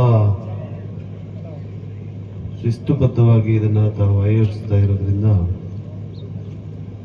Kodava Jammu Muslim sports and cultural association ಅವರಿಗೆ ಮತ್ತು ಇದನ್ನು ಆಯೋಜಿಸಲಿಕ್ಕೆ ಶ್ರಮಿಸಿರುವಂಥ ಪ್ರತಿಯೊಬ್ಬರಿಗೂ ಕೂಡ ಅಭಿನಂದನೆಗಳನ್ನು ಸಲ್ಲಿಸ್ತೇನೆ ಮತ್ತು ಧನ್ಯವಾದಗಳನ್ನು ಕೂಡ ತಿಳಿಸ್ತೇನೆ. ಕ್ರೀಡೆಯನ್ನು ಆಯೋಜಿಸೋದು ಪ್ರತಿ ವರ್ಷದಿಂದ ವರ್ಷಕ್ಕೆ ಅದನ್ನು ನಡೆಸ್ಕೊಂಡು ಹೋಗೋದು ಭಾಳ ಶ್ರಮೆಯ ಕೆಲಸ. ಅನೇಕರು ನೇರವಾಗಿ ಪರೋಕ್ಷವಾಗಿ ಸಹಾಯವನ್ನು ಮಾಡಿರ್ತಾರೆ. ಅಂತ ಪ್ರತಿಯೊಬ್ಬರನ್ನ ಕೂಡ ನಾವು ಇಂಥ ಸಂದರ್ಭದಲ್ಲಿ ನೆನೆಸ್ಬೇಕಾಗತ್ತೆ. ಯಾಕಂದರೆ ಅವೆಲ್ಲ ಇಲ್ಲ ಅಂತ ಹೇಳಿದ್ರೆ ಇದನ್ನು ಆಯೋಜಿಸ್ಲಿಕ್ಕೆ ಸಾಧ್ಯ ಇಲ್ಲ. ಹಾಗೆ ಕ್ರೀಡೆ ಎಲ್ಲರಿಗೂ ದೊರಕಬೇಕು. ಕ್ರೀಡೆಯ ಸೌಲಭ್ಯಗಳು, ಕ್ರೀಡೆಯ ಅವಕಾಶಗಳು ಪ್ರತಿಯೊಬ್ಬ ಯುವಕನಿಗೆ, ಯುವಕಿಗೆ, ಮಕ್ಕಳಿಗೆ ದೊರಕಬೇಕು ಅಂತ ಹೇಳುವಂಥದ್ದು ಕಟ್ಟಕಡೆಯ ವ್ಯಕ್ತಿಯಿಂದ ಹಿಡಿದು ಶ್ರೀಮಂತರವರೆಗೂ ಎಲ್ಲರಿಗೂ ಕೂಡ ಈ ಸೌಲಭ್ಯ ದೊರಕಬೇಕು ಅಂತ ಹೇಳಿ ಕ್ರೀಡಾಪಟುಗಳ ಅವರ ಪ್ರತಿಭೆಯನ್ನು ಗುರುತಿಸಿ ಮುಂದಿನ ದಿನಗಳಲ್ಲಿ ಅವರಿಗೆ ಪ್ರೋತ್ಸಾಹವನ್ನು ನೀಡುವುದರೊಂದಿಗೆ ರಾಜ್ಯ ದೇಶ ಮಟ್ಟದಲ್ಲಿ ಅವರಿಗೆ ಅವಕಾಶ ಮಾಡಿಕೊಡುವಂತಹ ಉದ್ದೇಶ ಕೂಡ ಈ ಒಂದು ಸಂಸ್ಥೆಯಲ್ಲಿದೆ. ಜನಾಂಗದ ಯುವಕರನ್ನ ಮೇಲೆತ್ತುವಂತಹ ದೃಷ್ಟಿಯಲ್ಲಿ ಸಮುದಾಯದ ಒಗ್ಗೂಡುವಿಕೆಯನ್ನು ಮನಗಂಡು ಸ್ಥಾಪನೆಗೊಂಡಂತಹ Kodagu Jamma Muslim sports and cultural association ಯಶಸ್ವಿಯಾಗಿ 3 ವರ್ಷಗಳ ಇವತ್ತು ಪಾದಾರ್ಪಣೆ ಮಾಡಿ ಉದ್ಘಾಟನಾ ಕಾರ್ಯಕ್ರಮ ನೆರವೇರಿಸಿದ್ದೀರಿ. ಯಶಸ್ವಿಯಾಗಿ ಮುಂದಿನ ದಿನಗಳಲ್ಲಿ ಪುಡಿಯಂಡ ಕಪ್ ಫ್ಯಾಮಿಲಿ ಕಪ್ ಪಂದ್ಯಾಟವು ಯಶಸ್ವಿಯಾಗಿ ನಡೆದು ಮುಂದೆ ಇನ್ನೆಷ್ಟು ಕ್ರೀಡಾ ಪ್ರತಿಯಲ್ಲಿ ಹೆಸರುಗಳಿಸಿಕೊಳ್ಳುತ್ತೇನೆ. ಅದೇ ಥರ ನಮ್ಮ ಕೊಡ ಮುಸ್ಲಿಂನವರು ಟೋಟಲಿ ಒಂದು 90 ಮನೆತನ ಇರುವ ಅವರಾಗಿದ್ದಾರೆ. ಅದರಲ್ಲಿ 72 ತಂಡ ಭಾಗವಹಿಸಿದ್ದಾರೆ. ಇನ್ನು ಮುಂದಕ್ಕೂ ಬಾಕಿ ಇರುವ ಎಲ್ಲ ತಂಡಗಳಿಗೂ ಎಲ್ಲ ಕುಟುಂಬಸ್ಥರಿಗೂ ಭಾಗವಹಿಸಲು ಅವಕಾಶ ನೀಡಲಿ ಅಂತೇಳಿ ಇಂಥ ಒಂದು ವ್ಯವಸ್ಥೆ ಮಾಡುವಾಗ ಸರ್ಕಾರದಿಂದಾಗಲಿ ನಮ್ಮ ಕೈಬೇಡಿ ಇನ್ನೊಬ್ಬರಿಂದ ಕೈ ಚಾಚಿ ಮಾಡುವಂಥ ವ್ಯವಸ್ಥೆಯನ್ನು ನಿಲ್ಲಿಸಿ ನಾವು ಪ್ರತಿಯೊಂದು 72 ಕುಟುಂಬ 90 ಕುಟುಂಬ ಇದ್ದಾರೆ. 90 ಕುಟುಂಬದವರು ಒಂದು ಸಂಘವನ್ನು ಮಾಡಿ ನಾವು ಯಾವತ್ತು ವರ್ಷಕ್ಕೊಂದ್ಸತಿ ಈಗ ಈ ವರ್ಷ ಪುಡಿಯಂಡವರಾದರೆ ಬರುವ ವರ್ಷ ಯಾರು ಆಗ್ತಾರೆ. ಈ ಸಂದರ್ಭ ದುದ್ಯಂಡ ಸೂಫಿ ಹಾಜಿ, ಯರ್ಮು ಹಾಜಿ, ಪುದ್ಯಂಡ ತಕ್ಕ ಮುಖ್ಯಸ್ಥರಾದ ಮೊಹಮ್ಮದ್ ಉಸ್ಮಾನ್ ಅಬ್ದುಲ್ಲಾ, ಜಿಲ್ಲಾ ಅಲ್ಪಸಂಖ್ಯಾತರ ಅಧ್ಯಕ್ಷರಾದ ಹನೀಫ್ ಮತ್ತಿತರ ಪ್ರಮುಖರು ಪಾಲ್ಗೊಂಡಿದ್ದರು. ಮಡಿಕೇರಿ ನಗರದ ಗುರುಬ್ಯ ಮುನೀಶ್ವರ ದೇವಾಲಯದ ಪುನರ್ ಪ್ರತಿಷ್ಠಾಪನಾ ಬ್ರಹ್ಮಕಲಶೋತ್ಸವ ಏಪ್ರಿಲ್ 29, 30 ಮತ್ತು ಮೇ 1ರಂದು ನಡೆಯಲಿದೆ. ನಗರದಲ್ಲಿ ಸುದ್ದಿಗೋಷ್ಠಿಯಲ್ಲಿ ಮಾತನಾಡಿದ ದೇವಾಲಯ ಮತ್ತು ಉತ್ಸವ ಸಮಿತಿಯ ಪ್ರಮುಖರು 3 ದಿನಗಳ ಕಾಲ ನಡೆಯುವ ಗುರುಬ್ಯ ಮುನೀಶ್ವರ, ಚಾಮುಂಡೇಶ್ವರಿ ಮತ್ತು ನಾಗದೇವರ ದೇವಾಲಯಗಳ ಲೋಕಾರ್ಪಣೆ ಮತ್ತು ವಿವಿಧ ಧಾರ್ಮಿಕ ವಿಧಿವಿಧಾನಗಳ ಕುರಿತು ಮಾಹಿತಿಯನ್ನು ನೀಡಿದರು.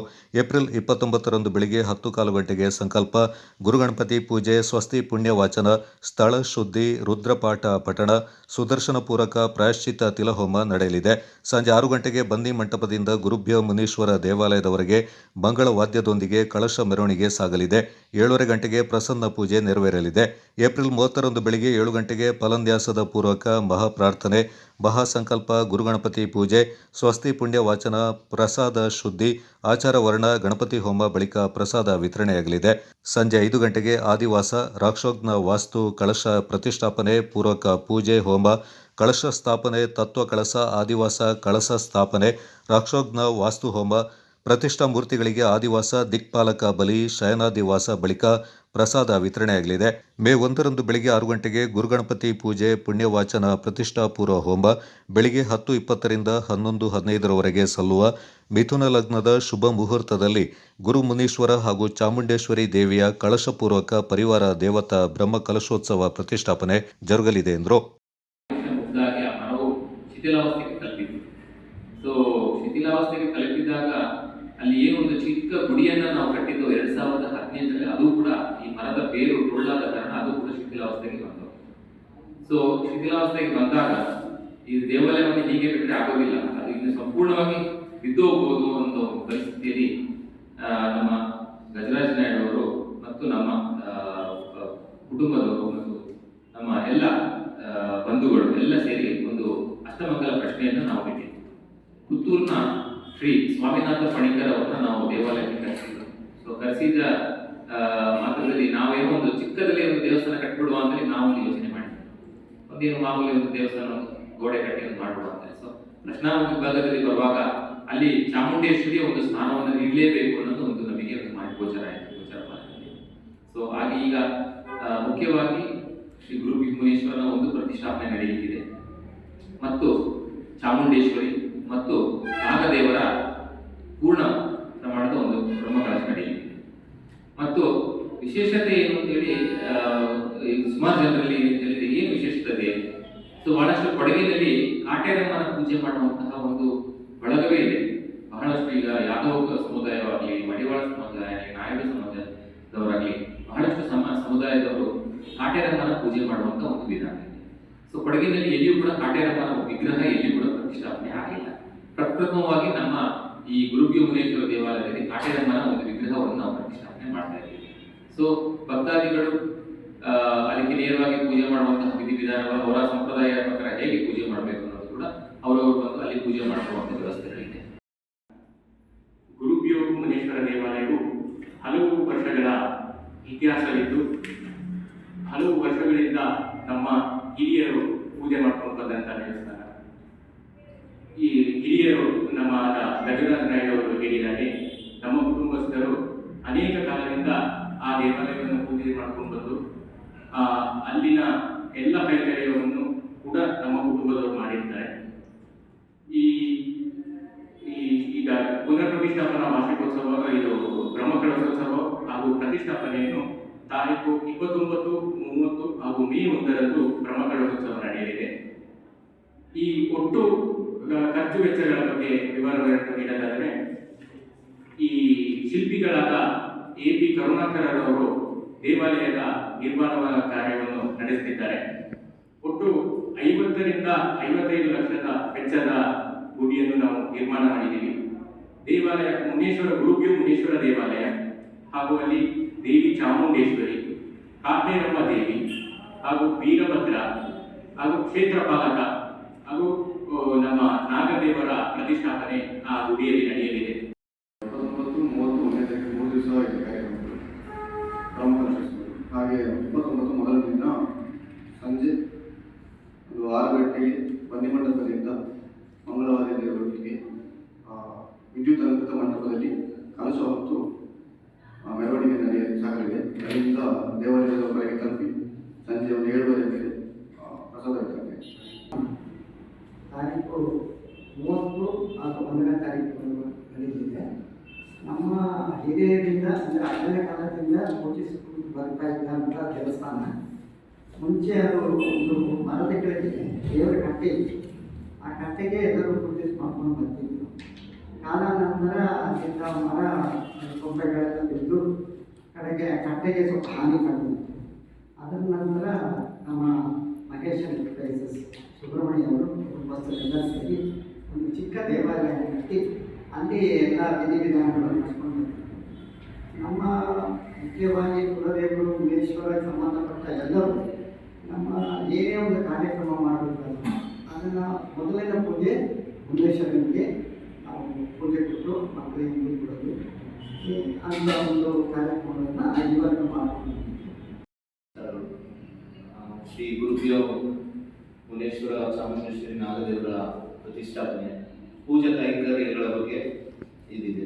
ಬೆಳಗ್ಗೆ 29ನೇ ತಾರೀಕು ಬೆಳಗ್ಗೆ 10:15 ಗುರುಗಣಪತಿ ಪೂಜೆ ಹಾಗೂ ರುದ್ರಪಾಠ ಪಠಣ, ಸುದರ್ಶನ ಪೂರ್ವ ಕಾರ್ಯಶೀಲ ಹೋಮವನ್ನು ಇದು ಮಾಡಿಕೊಂಡಿದ್ದಾರೆ.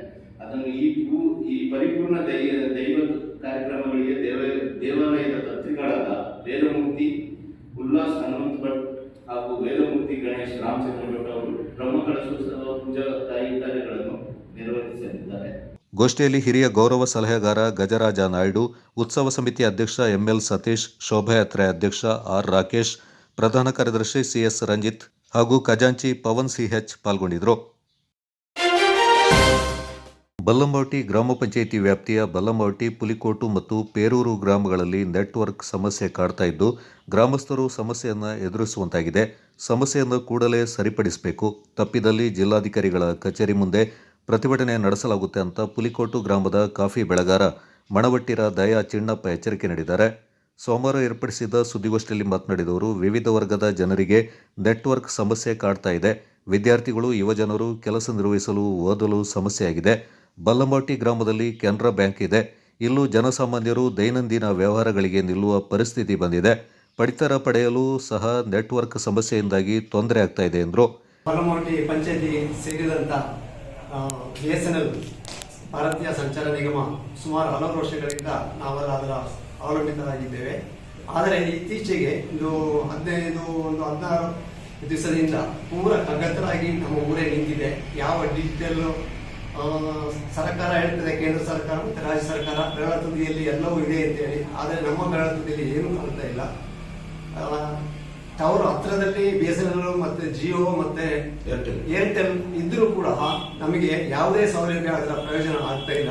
ಇದನ್ನು ಸಂಬಂಧಪಟ್ಟಂತ ಮಾನ್ಯ ಶಾಸಕರಾದ AS ಪೂನನ್ನವರು ಹಾಗೂ ನಮ್ಮ ಸಂಸದರಾದ ಯದುವೀರ್ ಒಡೆಯರ್ನವರು ಇದಕ್ಕೆ ಸ್ಪಂದಿಸಿ ನಮ್ಮ ಈ ಪ್ರಾಬ್ಲಮ್ನ ಸಾಲ್ವ್ ಮಾಡಿಕೊಡ್ಬೇಕಾಗಿ ನಮ್ಮ ಪುಲಿಕೋಟು ಭಾಗದ ಜನರಿಗೂ ಹಾಗೂ ಪೇರೂರು ಗ್ರಾಮದ ಜನರಿಗೂ, ಬಲ್ಲಂಬಾವಟಿ ಗ್ರಾಮದ ಜನರಿಗೂ ನಮ್ಮ ಇದನ್ನು ಸರಿಯಾಗಿ ಸಹಕರಿಸಿಕೊಡುವಂತೆ ತಮ್ಮಲ್ಲಿ ಈ ಮೂಲಕ ವಿನಂತಿಯಿಂದ ಕೇಳಿಕೊಳ್ಳುತ್ತೇನೆ. ಪೇರೂರು ಗ್ರಾಮದ ಕಾಫಿ ಬೆಳೆಗಾರ ತೋಲಂಡ ಪೂಣಚ್ಚ ಮಾತನಾಡಿ, ಗ್ರಾಮ ವ್ಯಾಪ್ತಿಗೆ ಒಳಪಟ್ಟ ಪ್ರದೇಶಗಳಲ್ಲಿ ಬಿಎಸ್ಎನ್ಎಲ್, ಏರ್ಟೆಲ್, ಜಿಯೋ ಯಾವುದೇ ನೆಟ್ವರ್ಕ್ಗಳು ಸರಿಯಾಗಿ ಕಾರ್ಯನಿರ್ವಹಿಸ್ತಾ ಇಲ್ಲ. ಡಿಜಿಟಲ್ ವ್ಯವಸ್ಥೆ ಜನಸಾಮಾನ್ಯರಿಗೆ ತೀರಾ ಅವಶ್ಯಕವಾಗಿದ್ದು ಬಳಕೆದಾರರು ಪರಿತಪಿಸುವಂತಾಗಿದೆ ಎಂದರು. ಬಿಎಸ್ಎನ್ಎಲ್, ಏರ್ಟೆಲ್ ಮತ್ತು ಜಿಯೋವನ್ನು ಅವಲಂಬಿತ ಆಗಿರೋದು. ಮೊದಲೇ ನಮ್ದೊಂದು ಕುಗ್ರಾಮ ಅಂತಾನೆ ಹೇಳ್ಬೋದು. ಯಾವುದೇ ಒಂದು ಮೆಸೇಜ್ ಕೂಡ, ಈಗ ನಾನು ಗುರುವಾರ ಕೂಡ ನೋಡಿದ್ದೀನಿ, ಪಡಿತರ ವಿತರಣೆಗೆ ಮೊನ್ನೆ ಒಂದು ಡೇಟ್ ಕೊಟ್ಟಿದ್ರು. ಆದರೆ ಅವತ್ತು ಸರ್ವರ್ ಪ್ರಾಬ್ಲಮ್ ಅಂತ ಹೇಳಿ ಪುನಃ ಡೇಟ್ ಇವತ್ತಿಗೆ ಮಾಡಿದ್ರು. ಇವತ್ತು ಬರುವಾಗ ಸುಮಾರು ಒಂದು 50 ಜನ ದವಸ ಭಂಡಾರ ಹತ್ರ ಇದ್ದಾರೆ. ಆದರೆ ಯಾವುದೇ ಒಂದು ಸರ್ವರ್ ಇಲ್ಲದ ವ್ಯವಸ್ಥೆ ಆದ್ರಿಂದ ಎಲ್ಲ ಇದ್ರೂ ಕೂಡ ಪಂಚಾಯತಿಗಳು ಪ್ರಾಬ್ಲಮ್ ಇದೆ. ಮನೆಯಲ್ಲಿ ಕೆಲಸ ಮಾಡುವಂತ ಮಕ್ಕಳಿಗೆ ಕೂಡ ಸಮಸ್ಯೆ ಇದೆ. ಕಲಘಟಗಿ ಕೆನರಾ ಬ್ಯಾಂಕ್ ಇದೆ, ಬೆಳಿಗ್ಗೆ ಹೋದ್ರೆ ಸರ್ವರ್ ಪ್ರಾಬ್ಲಮ್, ಯಾವುದೇ ಒಂದು ಪಾಸ್ಬುಕ್ ಎಂಟ್ರಿ ಇಲ್ಲ, ಕ್ಯಾಶ್ ಟ್ರಾನ್ಸಾಕ್ಷನ್ ಇಲ್ಲ, ಪ್ರತಿಯೊಂದು ಕೂಡ ಸಮಸ್ಯೆ ಆಗ್ತದೆ. ಅದರಿಂದ ದಯವಿಟ್ಟು ಸಂಬಂಧಪಟ್ಟಂತ ಇಲಾಖೆಯವರು ಇದ್ರ ಬಗ್ಗೆ ಗಮನ ಹರಿಸಿ. ಇಲ್ಲ ಅಂತ ಹೇಳಿದ್ರೆ ನಾವು ಬಿಎಸ್ಎನ್ಎಲ್ ಇರ್ಬೋದು, ಏರ್ಟೆಲ್ ಇರ್ಬೋದು, ಜಿಯೋ ಎಲ್ಲ ಸೇರಿ DC ಕಚೇರಿ ಮುಂದೆನೆ ಅಥವಾ ಬಿಎಸ್ಎನ್ಎಲ್ ಕಚೇರಿ ಮುಂದೆನೆ ನಾವು ಪ್ರತಿಭಟನೆ ಮಾಡಬೇಕಾಗುತ್ತೆ.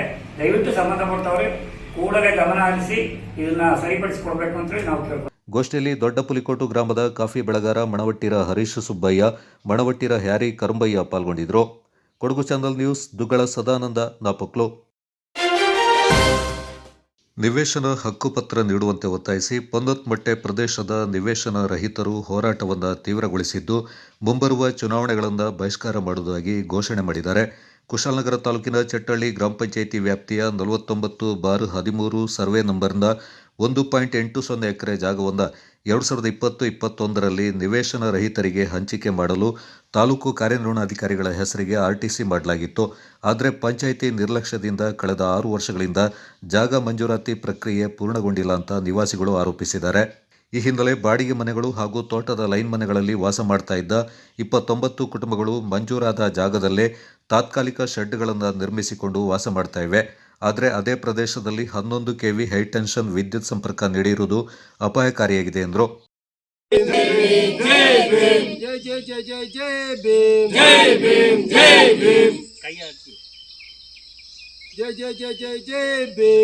ಎಲ್ಲರಿಗೂ ಜೈ ಭೀಮ್. ಜೈ ಭೀಮ್.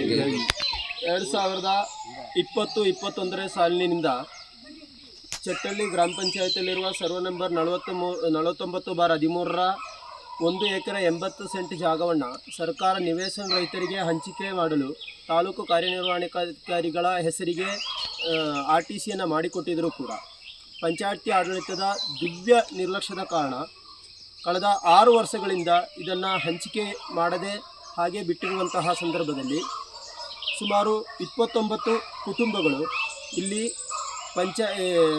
ಬಾಡಿಗೆ ಮನೆಗಳಲ್ಲಿ, ಅದೇ ರೀತಿಯಲ್ಲಿ ಭೂಮಾಲೀಕರ ಲೈನ್ ಮನೆಗಳಲ್ಲಿ ಜೀತ ಪದ್ಧತಿಯನ್ನು ಅನುಸರಿಸಿ ಆ ಒಂದು ಜೀತ ಪದ್ಧತಿಯಿಂದ ಬೇಸತ್ತು ಇಲ್ಲಿ ಬಂದು ಮನೆಗಳನ್ನು ನಿರ್ಮಿಸಿಕೊಂಡು ವಾಸ ಮಾಡುವಂತಹ ಸಂದರ್ಭದಲ್ಲಿ ಎಷ್ಟೊಂದು ನಿರ್ಲಕ್ಷ್ಯವನ್ನು ನಮ್ಮನ್ನು ಮಾಡ್ತಾ ಇದ್ದಾರೆ ಅಂತ ಹೇಳಿದರೆ, ನಾವು ಇಲ್ಲಿ ವಾಸ ಮಾಡಲು ಶುರುವಾದಂತಹ ಒಂದೇ ವಾರದಲ್ಲಿ ಇಲ್ಲಿ 11 kVಯ ವಿದ್ಯುತ್ ಕಂಬಗಳನ್ನು ಎಳೆದು ನಮ್ಮ ಮನೆಗಳ ಮೇಲೆ ಒಳ್ಳೆಯ ಪವರ್ ಇರುವಂತಹ ವಿದ್ಯುತ್ಗಳನ್ನು ಎಳೆಯುವಂತಹ ಕೆಲಸವನ್ನು ಮಾಡ್ತಾ ಇದ್ದಾರೆ ಪಂಚಾಯತಿಯವರು. ಅದೇ ರೀತಿಯಲ್ಲಿ ನಮ್ಮ ಇಲ್ಲಿ ಮೊದಲು ಇದ್ದಂತಹ ಕುಡಿಯುವ ನೀರಿನ ವ್ಯವಸ್ಥೆ, ಇಲ್ಲಿ 2 ನಲ್ಲಿಗಳನ್ನು ನೀಡಿ ಸರ್ಕಾರ ಕುಡಿಯುವ ನೀರನ್ನು ಒದಗಿಸುವಂತಹ ವ್ಯವಸ್ಥೆ ಮೊದಲಿನಿಂದಲೂ ಇತ್ತು. ಯಾವಾಗ ಬಡವರು ವಾಸ ಮಾಡೋಕ್ಕೆ ಶುರು ಮಾಡಿದರು ಆಗ ಮೂಲಭೂತ ಹಕ್ಕಾದಂತಹ ಕುಡಿಯುವ ನೀರಿನ ನಲ್ಲಿಗಳನ್ನು ಕೂಡ ಕಟ್ಟು ಮಾಡುವಂತಹ ಒಂದು ಕೆಲಸವನ್ನು, ನೀಚ ಕೆಲಸವನ್ನು ಇಲ್ಲಿನ ಗ್ರಾಮಾಡಳಿತ ಮಾಡ್ತಾ ಇದೆ. ಅದೇ ರೀತಿಯಲ್ಲಿ ಕರ್ನಾಟಕದಲ್ಲಿ ಎಲ್ಲೂ ಕೂಡ ನೋಡಲು ಸಾಧ್ಯವಾಗದಂತಹ ಒಂದು ವ್ಯವಸ್ಥೆ ನಮ್ಮ ಚಟ್ಟಳ್ಳಿ ಗ್ರಾಮ ಪಂಚಾಯಿತಿಯಲ್ಲಿ. ಕಸಗಳನ್ನು ರಾಶಿಯಾಗಿ ತಂದು ಇಲ್ಲಿ ಪ್ಲಾಸ್ಟಿಕ್ಕು, ಅದೇ ರೀತಿ ಎಲ್ಲ ತ್ಯಾಜ್ಯಗಳನ್ನು, ಗುಂಡಿಗಳನ್ನು ತೋಡಿ ಅದರಲ್ಲಿ ಮುಚ್ಚುವಂತಹ ಒಂದು ವ್ಯವಸ್ಥೆ. ಕೊಡಗಿನ ಪರಿಸರ ಪ್ರೇಮಿಗಳು, ಕರ್ನಾಟಕದಲ್ಲಿ ಕೊಡಗು ಅಂದರೆ ಪರಿಸರ ಸ್ವಚ್ಛತೆಗೆ ತುಂಬ ಹೆಸರುವಾಸಿಯಾದಂತಹ ಒಂದು ಇದು. ಇಲ್ಲಿರುವಂಥ ಇಕೋ ಕ್ಲಬ್ ಅನ್ನುವಂಥ ಒಂದು ವ್ಯವಸ್ಥೆ, ಒಂದು ಸಂಸ್ಥೆ ಇದನ್ನು ನೋಡಬೇಕಾಗಿದೆ. ನಮ್ಮ ಚಟ್ಟಳ್ಳಿ ಗ್ರಾಮ ಪಂಚಾಯತಿಗೆ ಭೇಟಿ ನೀಡಿ ಇಲ್ಲಿ ಕಸವನ್ನು ಪೊನ್ನತ್ಮಟ್ಟೆಯಲ್ಲಿರುವಂತಹ ಕಸ ವಿಲೇವಾರಿ ಘಟಕದ ಪಕ್ಕದಲ್ಲಿ ಗುಂಡಿಯನ್ನು ತೋಡಿ ಕಸಕ್ಕೆ ಬೆಂಕಿ ಕೊಡುವಂತಹ ಒಂದು ಅಮಾನವೀಯ ಕೆಲಸವನ್ನು ಮಾಡುವಂತಹ ಒಂದು ಗ್ರಾಮಾಡಳಿತ. ಇದರೆಲ್ಲದರ ವಿರುದ್ಧವಾಗಿ ನಾವೇನು ಮಾಡ್ತಾ ಇದ್ದೀವಿ, ಬಡವರು ಬಂದ ಮೇಲೆ ಇಲ್ಲಿ ಕಸವನ್ನು ಹಾಕಿ ಬೆಂಕಿ ಕೊಡುವಂತಹ, ಪ್ಲಾಸ್ಟಿಕ್ಕಿಗೆ ಸುಡುವಂತಹ ಕಾಯಿಲೆಯನ್ನು ತರುವಂತಹ ಒಂದು ವ್ಯವಸ್ಥೆಯನ್ನು ಮಾಡ್ತಾ ಇದ್ದಾರೆ. ಇದರೆಲ್ಲದರ ವಿರುದ್ಧ ನಾವು ನಮ್ಮ ಬಡವರಿಗೆ ಹಕ್ಕುಪತ್ರವನ್ನು ನೀಡಬೇಕು. ಅದೇ ರೀತಿಯಲ್ಲಿ ಇಲ್ಲಿ ವಾಸವಿರುವಂತಹ 29 ಮನೆಯ ಬಡವರಿಗೂ ಕೂಡ ನಿವೇಶನದ ಹಕ್ಕುಪತ್ರವನ್ನು ನೀಡಬೇಕು. ಅದೇ ರೀತಿಯಲ್ಲಿ ಇಲ್ಲಿ ಬಡವರು ವಾಸ ಮಾಡೋಕ್ಕೆ ಶುರು ಮಾಡಿದ ಮೇಲೆ ಹಾಕಿರುವಂತಹ 11 kV ವಿದ್ಯುತ್ ತಂತಿಯನ್ನು ಇಲ್ಲಿಂದ ತೆರವು ಮಾಡಬೇಕು. ಅದೇ ರೀತಿಯಲ್ಲಿ ಇಲ್ಲಿರುವಂತಹ ಕಸ ವಿಲೇವಾರಿ ಘಟಕದಲ್ಲಿ ಏನು ಕಸವನ್ನು ಅವೈಜ್ಞಾನಿಕವಾಗಿ ವಿಲೇವಾರಿ ಮಾಡ್ತಾ ಇದ್ದಾರೆ ಅಥವಾ ಸುಟ್ಟು ಹಾಕ್ತಾ ಇದ್ದಾರೆ, ಗುಂಡಿ ತೋಡಿ ಹಾಕ್ತಾ ಇದ್ದಾರೆ, ಇದನ್ನು ತಕ್ಷಣದಿಂದ ನಿಲ್ಲಿಸಬೇಕು. ಅಲ್ಲಿವರೆಗೂ ಕೂಡ ಬರುವಂತಹ ಜಿಲ್ಲಾ ಪಂಚಾಯಿತಿ ಆಗಿರ್ಬೋದು ಅಥವಾ ತಾಲೂಕು ಪಂಚಾಯಿತಿ ಆಗಿರ್ಬೋದು, ಗ್ರಾಮ ಪಂಚಾಯಿತಿ ಆಗಿರ್ಬೋದು, ಚುನಾವಣೆಗಳನ್ನು ನಾವು ಬಹಿಷ್ಕಾರ ಮಾಡ್ತಾ ಇದ್ದೇವೆ. ಈ ಸಂದರ್ಭ ವಲಯ ಅಧ್ಯಕ್ಷ ಸೌಕತ್ ಅಲಿ, ಮೇಲ್ವಿಚಾರಕ ಚಂದ್ರಶೇಖರ್, ಸಮಿತಿ ಸದಸ್ಯ ಶಕೀರ್, ಸಫಿ, ಭಾರತಿ ಹಾಗೂ ಮತ್ತಿತರರು ಪಾಲ್ಗೊಂಡಿದ್ದರು. ಕ್ರೀಡೆಯನ್ನು ಅತ್ಯಂತ ಸ್ಫೂರ್ತಿದಾಯಕವಾಗಿ ಆಸ್ವಾದಿಸುತ್ತಾ ಸೋಲು ಗೆಲುವನ್ನು ಸಮಾನವಾಗಿ ಸ್ವೀಕರಿಸಿ ಅಂತ ಮುಖ್ಯಮಂತ್ರಿಗಳ ಕಾನೂನು ಸಲಹೆಗಾರರು ಹಾಗೂ ವಿರಾಜಪೇಟೆ ಶಾಸಕರಾದ ಎಸ್ ಪೊನ್ನಣ್ಣ ಹೇಳಿದ್ದಾರೆ. ಕಡಂಗದಲ್ಲಿ ಲಿಂಬ್ರಾ ಫ್ರೆಂಡ್ಸ್ ವತಿಯಿಂದ ಏರ್ಪಡಿಸಿದ್ದ 2ನೇ ವರ್ಷದ ಜಿಲ್ಲಾ ಮಟ್ಟದ ಟಿಟ್ಟು ಮೆಮೋರಿಯಲ್ ವಾಲಿಬಾಲ್ ಪಂದ್ಯಾಟದ ಮುಖ್ಯ ಅತಿಥಿಯಾಗಿ ಪಾಲ್ಗೊಂಡು ಅವರು ಮಾತನಾಡಿದರು. ಕ್ರೀಡಾ ಮನೋಭಾವದಿಂದ ಎಲ್ಲರೊಂದಿಗೆ ಬೆರೆತು ಕೊಡಗಿನ ವೈಭವವನ್ನು ಎತ್ತಿ ಹಿಡಿಯುವಂತೆ ಕರೆ ನೀಡಿದರು.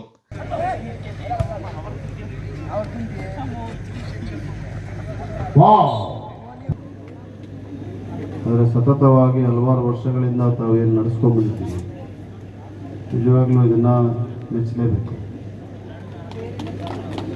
ಭಾಳ ಶ್ರಮೆ, ಹಲವಾರು ಜನರ ಕೊಡುಗೆ ಇರ್ತದೆ, ಹಲವಾರು ಜನರ ಶ್ರಮೆ ಇರ್ತದೆ. ನೇರವಾಗಿ ಪರೋಕ್ಷವಾಗಿ ಸಹಾಯ ಮಾಡಿರ್ತಾರೆ, ಸಹಕಾರ ಮಾಡಿರ್ತಾರೆ. ಅವರೆಲ್ಲರಿಗೂ ಕೂಡ ಅಭಿನಂದನೆಗಳು ಮತ್ತು ಧನ್ಯವಾದಗಳನ್ನು ಕೂಡ ಸಲ್ಲಿಸ್ತೀನಿ. ಏಕೆಂದರೆ ನಾನು ಕ್ರೀಡೆಗೆ ಭಾಳ ಪ್ರೋತ್ಸಾಹ ಕೊಡಬೇಕು ಅಂತೇಳಿ ನಂಬಿರೋದು. ಅದು ಕೊಡಗು ಅಂತ ಹೇಳಿದ್ರೆ ಅನೇಕ ಒಲಿಂಪಿಯನ್ಸನ್ನು, ವರ್ಲ್ಡ್ ಕಪ್ ಆಟಗಾರರನ್ನು ಕೊಟ್ಟಿರುವಂಥ ಜಿಲ್ಲೆ.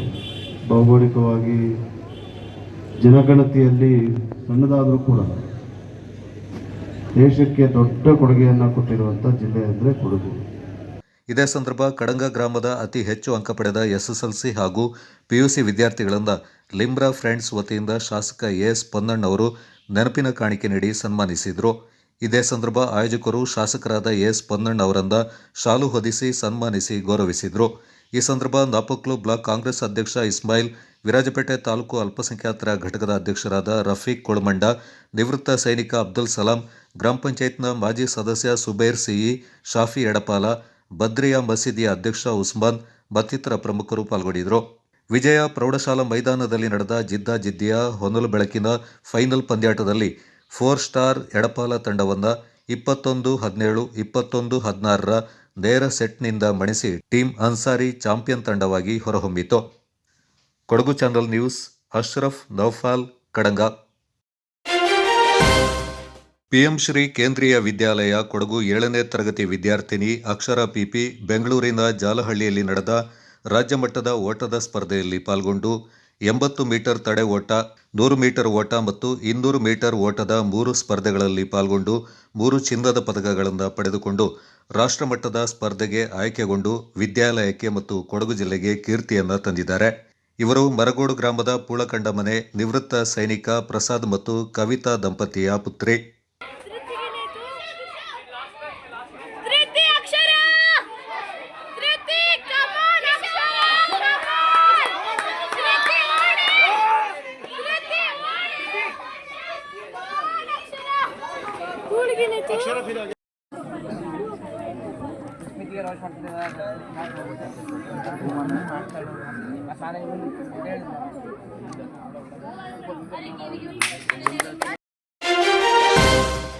ಅಂಬಟ್ಟಿಯ ವಿಘ್ನೇಶ್ವರ ಸೇವಾ ಸಮಿತಿ ಅಧ್ಯಕ್ಷರಾದ NC ವಿಜಯಕುಮಾರ್ ಅವರ ನೇತೃತ್ವದಲ್ಲಿ ನಡೆದ ಶ್ರಮದಾನದಲ್ಲಿ ವಿರಾಜಪೇಟೆ ಮುಖ್ಯ ರಸ್ತೆಯ ಕಾವೇರಿ ಕಾಲೇಜು ಬಳಿಯಿಂದ ಬಿಟ್ಟಂಗಾಲದ ಮುಖ್ಯ ರಸ್ತೆಗಳ 2 ಬದಿಗಳಲ್ಲಿ ಬಿದ್ದಿದ್ದ ಕಸವನ್ನು ಸಂಗ್ರಹ ಮಾಡಿ ಬಿಟ್ಟಂಗಾಲ ಗ್ರಾಮ ಪಂಚಾಯಿತಿಯ ಕಸ ಸಾಗಿಸುವ ವಾಹನದಲ್ಲಿ ಸಾಗಿಸಲಾಯಿತು.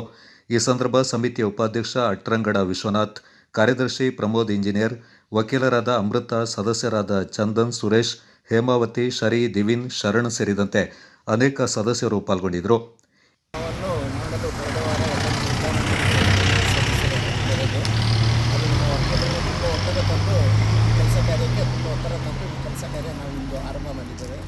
ಅದು ನಮ್ಮ ಬೆಳಿಗ್ಗೆ 8 ಗಂಟೆಯಿಂದ ನಾವು ಈ ತನಕ ಇಷ್ಟೆಲ್ಲ ಕೆಲಸ ಕಾರ್ಯಗಳನ್ನು ನಾವು ಮಾಡಿದ್ದೇವೆ.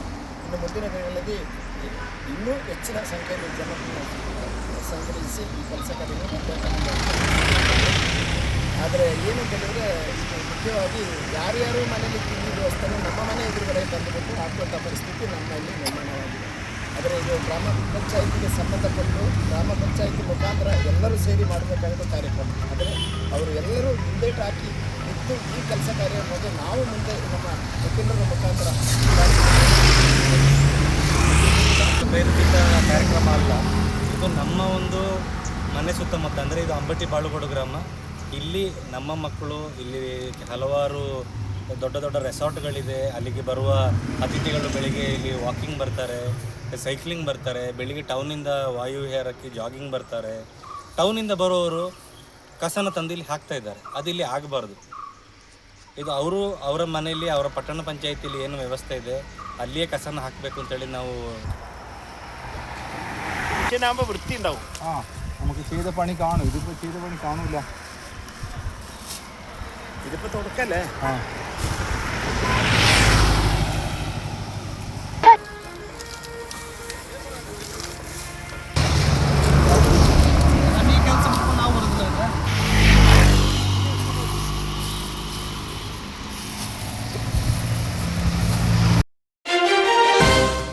ಕೇಂದ್ರೀಯ ತೋಟಗಾರಿಕಾ ಪ್ರಾಯೋಗಿಕ ಕೇಂದ್ರ ಚಟ್ಟಳ್ಳಿಯ ಕೃಷಿ ತಂತ್ರಜ್ಞಾನ ಮಾಹಿತಿ ಕೇಂದ್ರ ಕೃಷಿ ಕ್ಷೇತ್ರದಲ್ಲಿ ವೈಜ್ಞಾನಿಕ ಪರಿವರ್ತನೆಯ ಹೊಸ ವೇದಿಕೆಯಾಗಿ ಹೊರಹೊಮ್ಮಿದೆ. ಭಾರತೀಯ ತೋಟಗಾರಿಕಾ ಸಂಶೋಧನಾ ಸಂಸ್ಥೆ ಬೆಂಗಳೂರು ವತಿಯಿಂದ ಅಭಿವೃದ್ಧಿಪಡಿಸಲ್ಪಟ್ಟ ನವೀನ ಕೃಷಿ ತಂತ್ರಜ್ಞಾನಗಳು ಮತ್ತು ಮೌಲ್ಯವರ್ಧಿತ ಉತ್ಪನ್ನಗಳು ಇಲ್ಲಿ ರೈತರಿಗೆ ಲಭ್ಯವಾಗ್ತಾ ಇವೆ. ಉತ್ತಮ ಗುಣಮಟ್ಟದ ತರಕಾರಿ ಮತ್ತು ಹೂವಿನ ಬೀಜಗಳು, ಅರ್ಕ, ಸೂಕ್ಷ್ಮ ಜೀವಿಗಳ ಮಿಶ್ರಣ, ವಿಶೇಷ ಗೊಬ್ಬರಗಳು, ಕೀಟನಾಶಕ ಲೇಪನ, ಡಿಕಂಪೋಸರ್ ಹಾಗೂ ಕೋಕೋಪಿಟ್ ಸೇರಿದಂತೆ ಅನೇಕ ಕೃಷಿ ಅವಶ್ಯಕ ವಸ್ತುಗಳು ಇಲ್ಲಿ ದೊರೀತಾ ಇವೆ. ಇದರ ಜೊತೆಗೆ ಮೌಲ್ಯವರ್ಧಿತ ಕೃಷಿ ಉತ್ಪನ್ನಗಳು ರೈತರ ಗಮನ ಸೆಳೀತಾ ಇದೆ.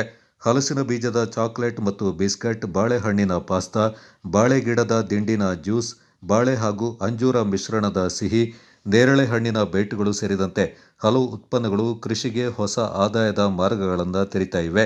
ಕೇಂದ್ರದಲ್ಲಿ ಉತ್ಪಾದನೆಯಾಗುವ ಬೀಜಗಳು ಮತ್ತು ಸಸಿಗಳು ನೇರವಾಗಿ ರೈತರಿಗೆ ಲಭ್ಯವಾಗೋದ್ರಿಂದ ಮಧ್ಯವರ್ತಿಗಳ ಅವಲಂಬನೆ ಕಡಿಮೆಯಾಗಿದ್ದು ಕಡಿಮೆ ವೆಚ್ಚದಲ್ಲಿ ಉತ್ತಮ ಗುಣಮಟ್ಟದ ಉತ್ಪನ್ನಗಳನ್ನು ಪಡೆಯಲು ಸಾಧ್ಯವಾಗ್ತಾ ಇದೆ. ಕೇಂದ್ರದ ಮುಖ್ಯಸ್ಥರಾದ ಡಾಕ್ಟರ್ ಮುರಳೀಧರ್ BM ಅವರು ಮಾತನಾಡಿ, ಇಲ್ಲಿ ಲಭ್ಯವಿರುವ ಎಲ್ಲ ಉತ್ಪನ್ನಗಳು ವೈಜ್ಞಾನಿಕ ಸಂಶೋಧನೆ ಆಧಾರಿತವಾಗಿದ್ದು ರೈತರ ಉತ್ಪಾದನೆ ಹಾಗೂ ಆದಾಯವನ್ನು ಹೆಚ್ಚಿಸಲು ಸಹಕಾರಿಯಾಗುತ್ತವೆ ಎಂದಿದ್ದಾರೆ. Kodagu channel news, Puttarira Karun Kalayya, Chettalli.